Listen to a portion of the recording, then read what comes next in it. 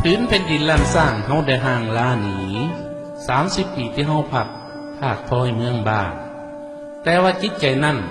บ่เลือนล้างหนีจากภาคแต่กายส่วนหัวใจยังผูกมันสัมพันธ์เขี้ยวอยู่ทินหลังคิดเห็นตั้งแต่ครั้งอยู่ห่วมเฮาพงษา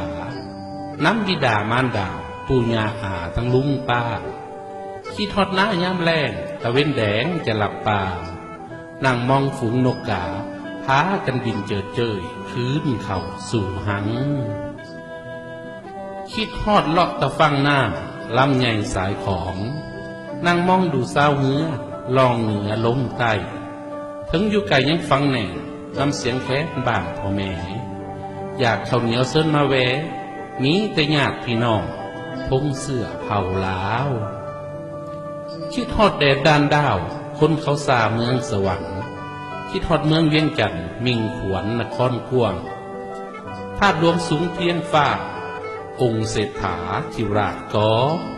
30 ซอถาดหน่อยเลี้ยนรอบอยู่สลอดงามเดถ้าบุญมีคงได้ย้อนคืนสู่เคหาคิดฮอดฝูงคนสลาเจ้าปูตากวันบ้างฤดูกาลหมุนไปหนาถึงเวลาเพิ่นเขาจ๋าฝากคำสอนสั่งไว้ให้หลานน้อยได้จือจำปู่เอ้ยเฮาอยู่คนละกำแต่ใจห่ำคะนิ่งหาคิดฮอดเสียงว่าจ่าศาสตร์ภาษาเข้ามองเบิง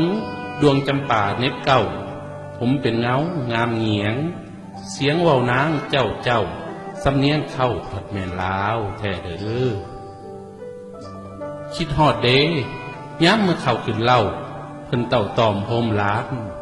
ย้ำฤดูการเก็บเกี่ยวผลที่ทำได้ไถนาโน้นบ่พ่อน้ำไถนาถามเพิ่นสดซื่นเสียงฝาดเข่ายามกลางคืนทั้งโคแซวคือคืนดังก้องอยู่ทั่วล้านจังแม่นคิดฮอดบ้าง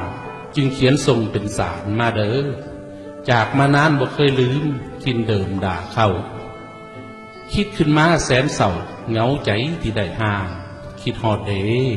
พื้นแผ่นดินล้านสร้างบ่เคยสร้างสืบมาพี่น้องเอ้ย